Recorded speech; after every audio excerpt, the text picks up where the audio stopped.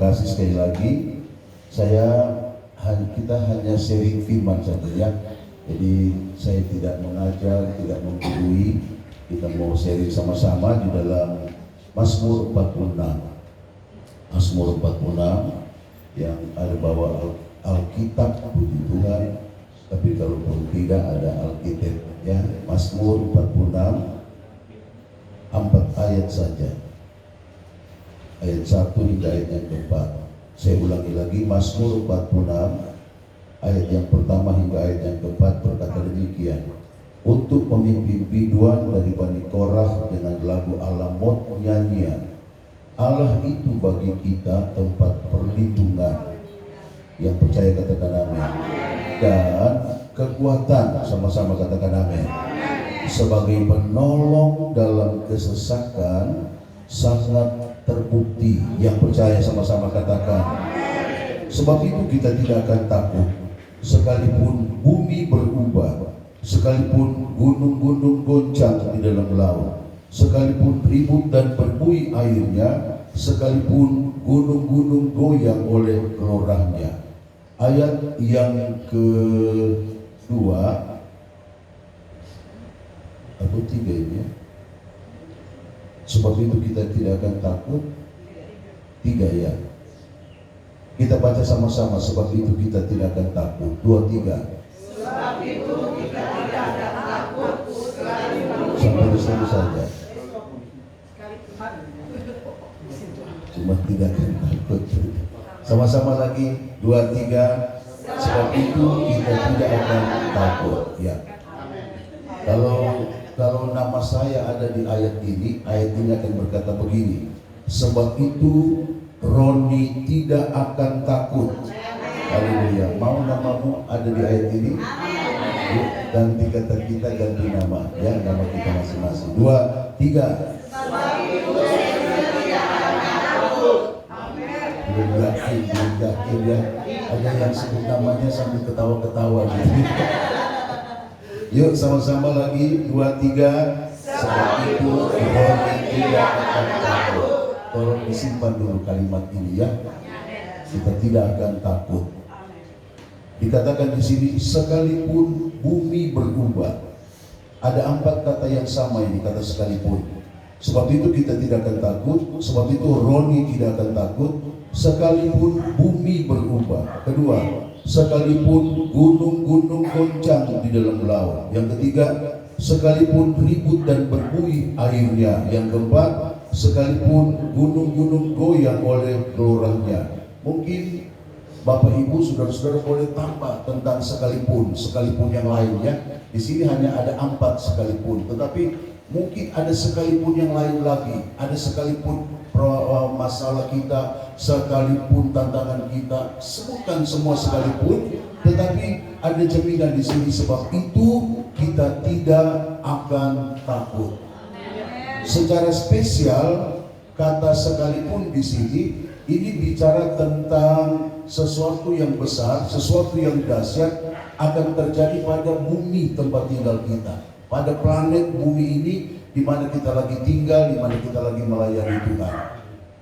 Sebelum tsunami terjadi di Aceh, kita jarang dengar ada kata tsunami, ya. Tapi satu hari, ya ketika tanggal kalau tidak salah masyarakat Kristen dilarang oleh orang-orang di sana tidak boleh merayakan Natal tanggal 25. Jadi tanggal 24 itu orang Kristen sudah naik ke gunung-gunung untuk merayakan Natal di sana. Kemudian tanggal 25 mereka merayakan Natal. Tanggal 26 mereka belum turun. 26 itu masih hari libur, jadi ada ribuan orang datang ke tepi pantai. Ada karena hari libur. Kemudian tanggal 26 itu ribuan orang yang lagi bercanda, yang lagi ketawa, yang lagi bermain-main, tiba-tiba mereka melihat air laut itu surut dengan cepat. Begitu jauh. Tiba-tiba air itu kembali bergulung-gulung, berombak-ombak, berbuih-buih. Kemudian kita tahu peristiwa besar itu. Aceh berduka cita. Ada ribuan orang yang meninggal pada waktu itu. Sesudah tsunami Aceh, baru kita dengar oh ada tsunami lagi di Palu, ada tsunami lagi di Jepang. Jadi saya mau kasih tahu, ke depan bukan hanya tsunami, tetapi ada yang lebih hebat dari tsunami, itu akan terjadi pada bumi tempat tinggal kita. Bahkan satu hari di Bukit Zaitun, murid-murid datang kepada Yesus dan bertanya, Guru, apakah tanda kedatanganmu pada kali yang kedua? Dan apakah tanda kesudahan dunia? Kalau orang-orang sekuler suka bilang, suka sebut dengan sebutan kiamat. Apakah tanda kedatanganmu? Apakah tanda hari kiamat? Yesus cerita tentang apa? Sesuatu yang akan terjadi pada bumi ini. Akan ada banjir, akan ada kelaparan, akan ada perang, akan ada gempa bumi, akan ada gunung meletus, dan berbagai macam hal. Belum lagi, saudara-saudara, kalau kita lihat di 2 Timotius 3, itu bicara tentang moral manusia yang semakin rusak.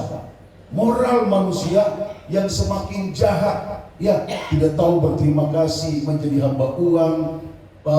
Harusnya kita balas baik dengan baik, tetapi justru sebaliknya, semakin sukar, semakin sulit, sehingga Yesus berkata nanti pada menjelang kedatangan Tuhan, orang akan mati bukan karena penyakit, tapi orang akan mati karena ketakutan. Tetapi hari ini kita sama-sama pemazmur berkata, Roni tidak akan takut. Kita tidak akan takut. Bisa bilang amin? Kenapa? Ada 3 jaminan yang kita akan lihat hari ini. Kembali ke ayat yang pertama. Haleluya. Ayat yang pertama, ayat yang kedua, maksud saya, ayat yang kedua, Allah itu bagi kita tempat perlindungan. Bisa bilang amin? Mari kita jadikan Tuhan itu tempat perlindungan.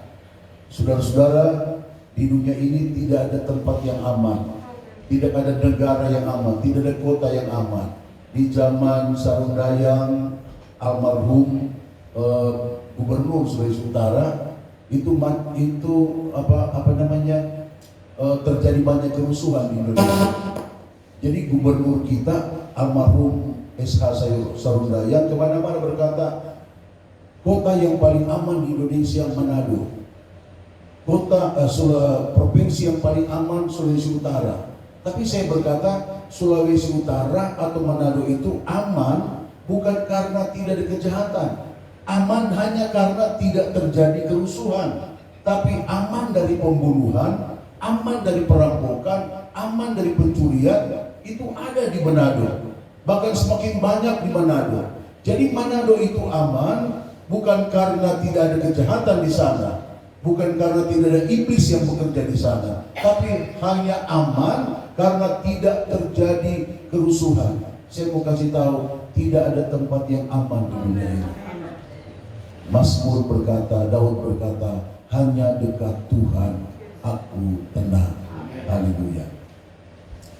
Satu hari saya dibawa oleh seorang pengusaha di Singapura 1 bulan lebih, sampai bosan gitu ya di Singapura. Waktu itu kami ada misi untuk membantu kerusuhan di Ternate, di Ambon. Jadi ada yayasan yang membiayai kami, tetapi dengan catatan itu masuk keluar gereja.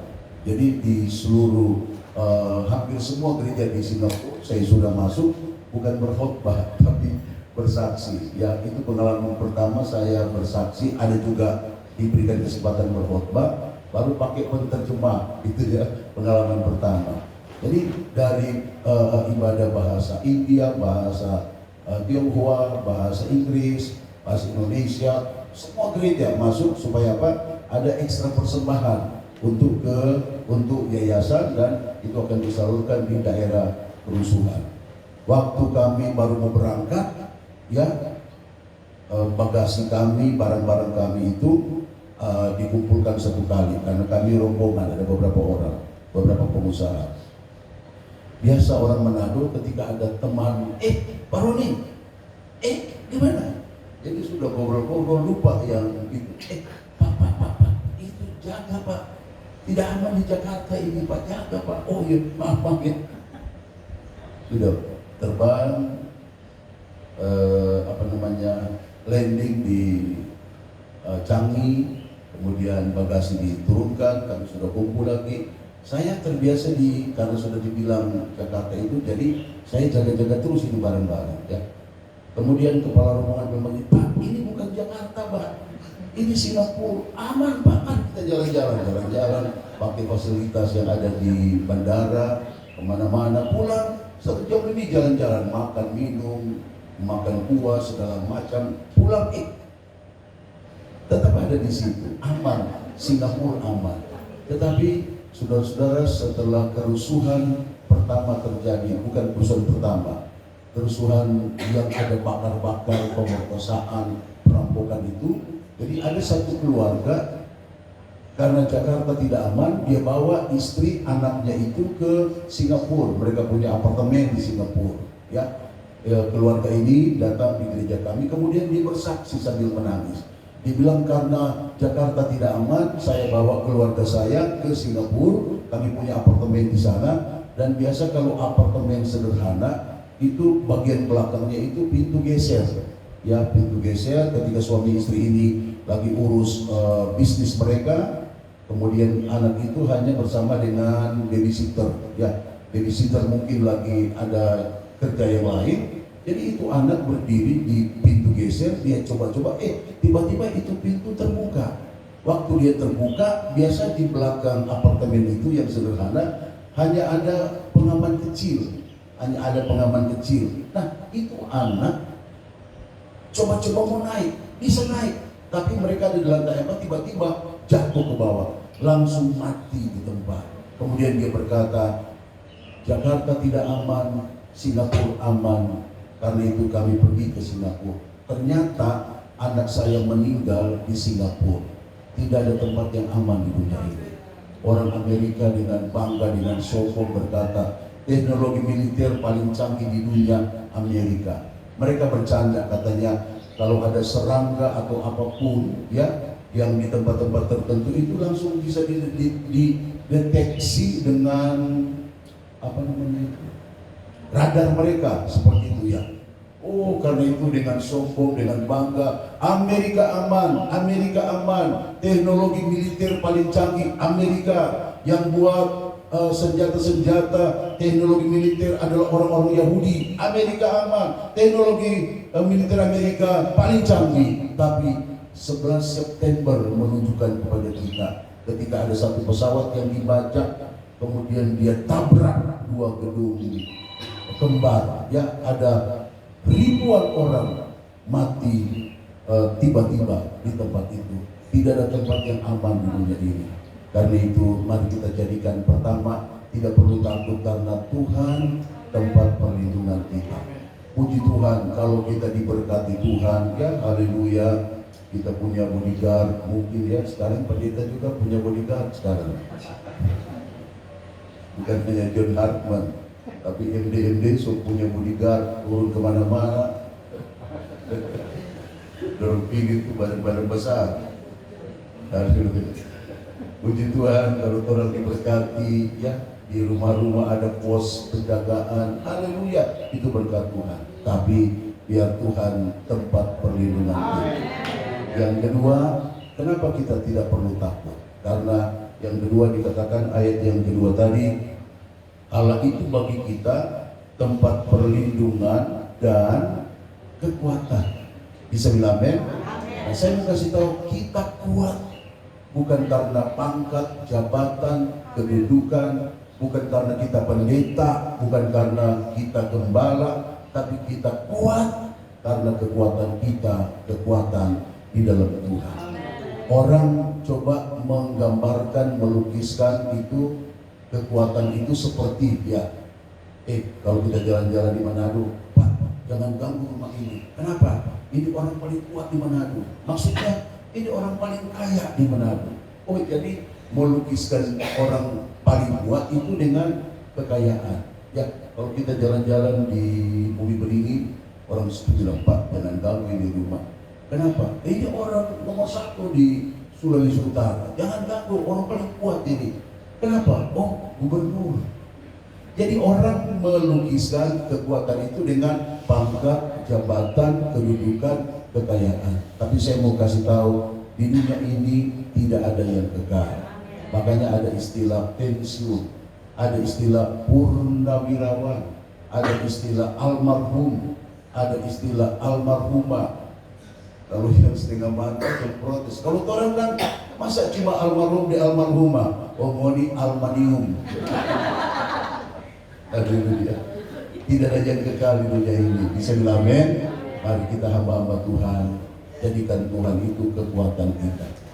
Puji Tuhan, kalau di jemaat ada orang-orang yang berpengaruh, haleluya, itu berkat Tuhan.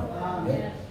Saya lagi bermimpi ya, coba kalau di jemaat saya ini ada 5 kayak keluarga dokter ini. Ada sudah dibanyak 2 juga. Kita semua lantik Bapak ini, udah ini jadi wakil gembala. Kalau orang ini mau kita melantik kita bercanda ya. Sedih mana tadi?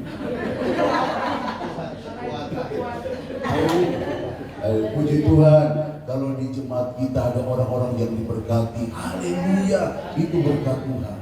Tapi biar kekuatan kita bukan karena mereka, kekuatan kita, kekuatan di dalam Tuhan.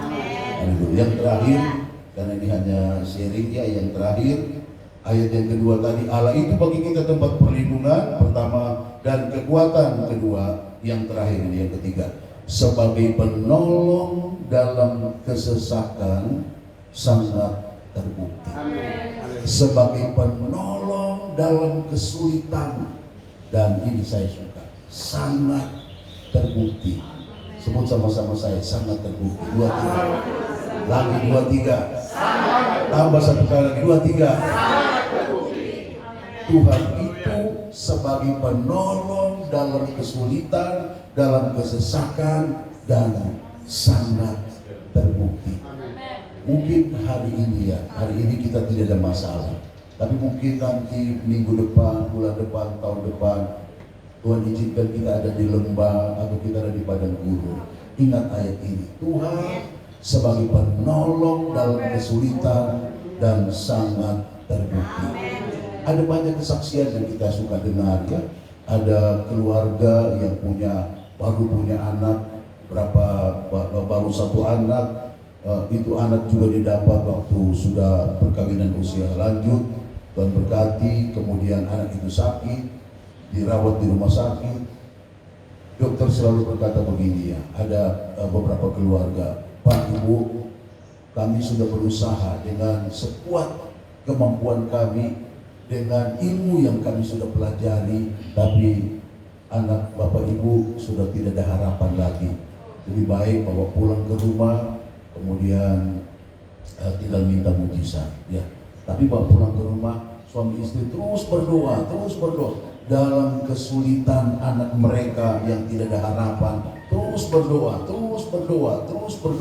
sampai satu hari Tuhan buktikan Tuhan sebagai penolong dalam kesulitan dan sangat terbukti. Kita ada kesulitan hari ini. Halo, kita ada pergumulan hari ini. Pergumulan rumah ya.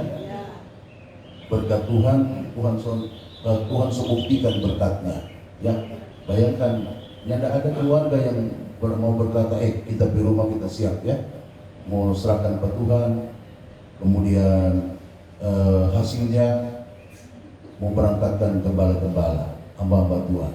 Jarang ada keluarga. Ini Tuhan sudah dengar mujizat Tuhan pertama sudah terjadi ini. Tinggal mujizat yang kedua. Tapi orang yakin Tuhan sebagai penolong dalam kesulitan dan sangat terbukti. Saya mau tutup 2 cerita dalam Alkitab. Saya sekian lama ada menjadi guru sekolah minggu ya. Kita ingat Daniel bukan? Daniel karena dilarang oleh raja, tidak boleh berdoa. Kalau perlu sesuatu harus minta kepada raja, tidak boleh minta kepada Tuhan mereka, Allah mereka, termasuk Allahnya Daniel. Tapi Daniel ketika dia datang ke kantor, dia baca ada surat keputusan raja, dilarang untuk berdoa kepada Tuhan, harus ada keperluan datang kepada raja. Daniel tetap dia pulang kantor sampai di rumah, Alkitab tulis 1 hari tetap 3 kali berdoa. Dia datang ke kantor, dia baca ada ancaman, tapi pulang tetap. Sampai satu hari Daniel disergap, kemudian ditangkap, dilaporkan kepada raja, dan akhirnya dibuang ke gua singa. Raja berkata, aduh Daniel, kenapa harus engkau? Karena Daniel ini orang yang dekat dengan raja. Biasanya kalau ada masalah-masalah kerajaan, itu Daniel diundang ke istana. Tanya sama Daniel, Daniel, kita punya masalah ini, jalan keluarnya seperti ini. Daniel suka berkata, tunggu, saya mau berdoa kepada Allah saya. Allah kasih hikmat kepada Daniel, dan Daniel selalu memberikan jawaban-jawaban yang tepat kepada raja. Jadi Daniel memiliki hubungan yang dekat dengan raja. Tapi karena surat keputusan sudah dikeluarkan, sudah ada cap meterai cincin raja, jadi suka atau tidak suka, mau atau tidak mau, harus dilakukan. Daniel dibuang ke gua singa. Semua orang berkata, selesai Daniel, tamat Daniel, habis Daniel, tidak ada harapan bagi Daniel. Ada mungkin yang bilang 0% untuk Daniel bisa selamat dari gua singa. Tapi besok pagi raja datang, mungkin raja hanya bercanda ya, berkata, Daniel, apakah kau masih hidup? Itu raja kaget mau pingsan. Ada suara dari dalam gua singa, ya tuanku raja, karena pertolongan Tuhan aku masih hidup. Dalam kesulitan gua singa, tidak ada harapan, 0% untuk bisa selamat. Tapi dalam kesulitan, dalam kesesakan, Tuhan buktikan Dia sebagai penolong dalam kesulitan dan sangat terbukti. Masih ingat cerita tentang Sadrak, Mesak, Abednego bukan? Karena tidak mau menyembah patung, maka dia dibuang ke dapur api. Dapur api yang Alkitab tulis dipanaskan 7 kali lipat dari panas yang biasa. Kalau saudara baca cerita itu, orang-orang yang mengangkat mereka, yang membuang mereka ke dapur api, mati di tempat. Jadi kita bisa bayangkan betapa panasnya api itu. Sadrak, Mesak, Abednego dibuang.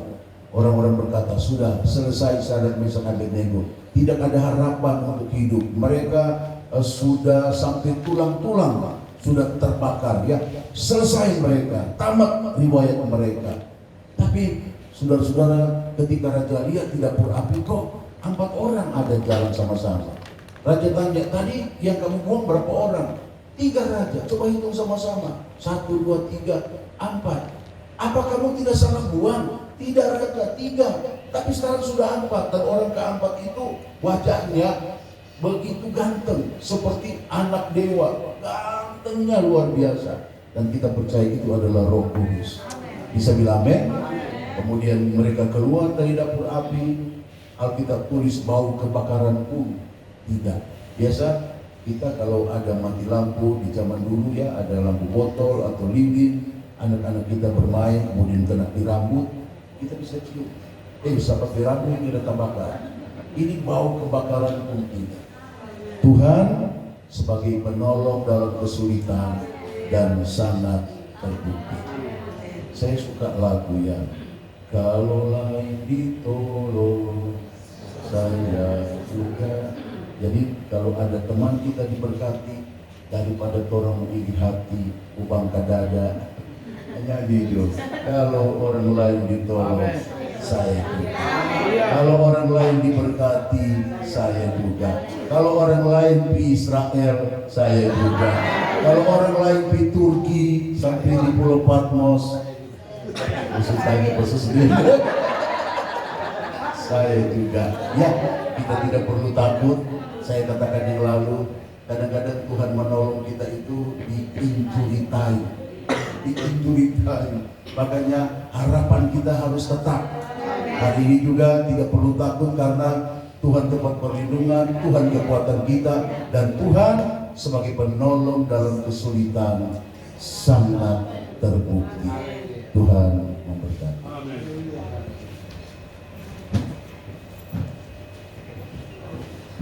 Haleluya.